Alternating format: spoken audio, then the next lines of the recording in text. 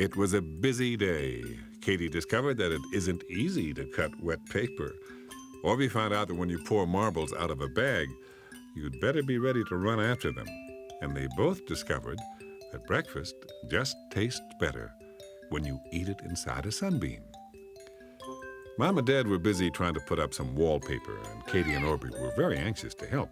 But in fact, it really wasn't much help when Orbie stepped into the water pan and spilled it all over. And it wasn't much help either when Katie tried to stick the wallpaper on upside down. Finally, Dad said that he thought all the excitement and bouncing around was not as helpful as a little quiet calm would be. He asked Katie and Orbie to please find something to do outside while they finished. Orbie was closing the door when he heard Mom say, "That much bouncing around tells me spring is right around the corner." Orbie looked around the corner of the step. There was nothing there, nothing except a little patch of bare earth with a few tired blades of grass. He shrugged his shoulders and went to find Katie. The snow felt wet and went squoosh under his feet. It certainly was melting. He squooched over to Katie. Katie was waving at Tom, who was riding by on a bicycle. Katie chuckled as Tom rode on the wet streets. "Tom, don't you know bikes are for summer?" she said. Tom waved at her as he rode down the street. "Don't laugh," he called. "Spring is right around the corner." Orbie thought maybe he hadn't looked hard enough for spring. Maybe it was around the corner of the house. He raced over to get a look at it. Nothing was there. Nothing but icicles dripping water from the trees and little green flowers poking their noses up through the last bits of snow. It seemed as though spring disappeared every time Orbie looked for it. Just then, E. Ping came out to play with Katie and Orbie. She was just wearing a big sweater. Katie asked her where her jacket was. E. Ping told her that she didn't need to wear one because spring was right around the corner. Well, this time Orbie spun around as fast as he could. He looked down and he looked from side to side. He looked up, but all he saw was a little yellow bird singing in a tree. The spring thing was sneaky, but Orbie was going to find it. They decided to make snow dams for the water that was trickling down the driveway. When Katie picked the snow up, her mitten got soaking wet. There was a terrific noise coming from the drain in the sidewalk, and the three friends walked over to take a look. There was so much water pouring in, it was gurgling. Orbie orbled that it sounded like there might be a drain monster in there. And this idea started again. They would feed the drain monster before it crawled out and ate them. Of course, it would just pretend, but they filled plastic buckets with wet snow and they turned them upside down in the drain. This was terrific fun, and Katie hollered out how they'd better be faster because the monster was really gurgling now. And Mrs. Perrette, who was walking along the street, asked them what they were doing.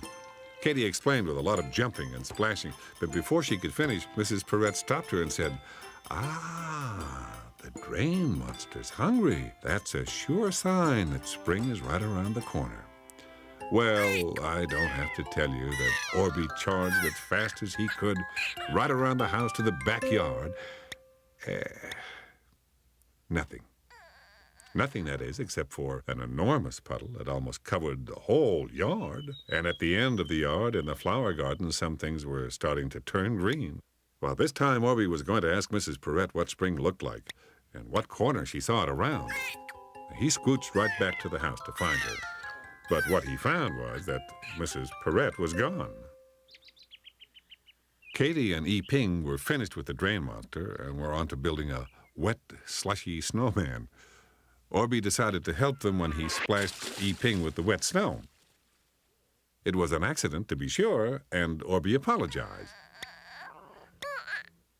E. Ping hooted and hollered it was cold. And then she splashed Orbie.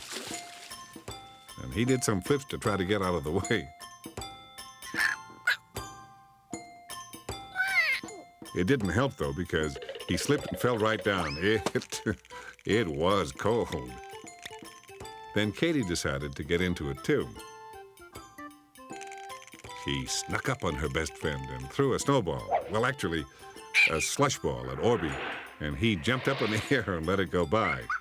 Katie laughed right out loud. Yi-Ping threw one at Katie, and, well, there was a lot of throwing and missing, and a lot of throwing and hitting. In all the fun, they didn't even notice that they were getting soaked to the bone. Mom called them for lunch, so they said goodbye to Yi-Ping and went in. At the front door, Mom stopped them and asked why they were so wet. Orbie and Katie both started talking and laughing at the same time. Mom just held up her hand and asked them to please change their clothes before lunch. Dad came out of the dining room as they headed up the stairs all wet and soggy. "Spring's really right around the corner," he said. Orbie wasn't going to miss it this time. He sprinted into the living room.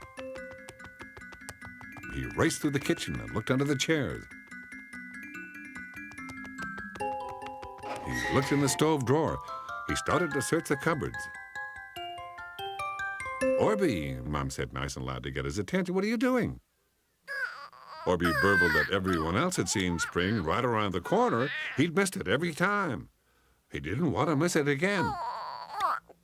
Mom and Dad looked at Orbie, and they both broke into hysterical laughter. "We're not laughing at you," Dad said. "It's just that spring is right around the corner is an expression, meaning spring is coming soon." Orbie felt a little silly. Dad asked if he had seen any changes in winter. And Orbie pointed out that the snow was soggy, the icicles were melting, birds were singing, big puddles were growing, and little green plants were poking up to the snow. Then Dad told Orbie spring wasn't around the corner anymore. It was right here. Orbie was the first one to spot it. He was an excellent season spotter. I don't have to tell you that Orbie was filled with pride. He decided then and there to be the first to spot every change of season. He was very good at it. And do you know that you could be very good at it too, if you keep watching?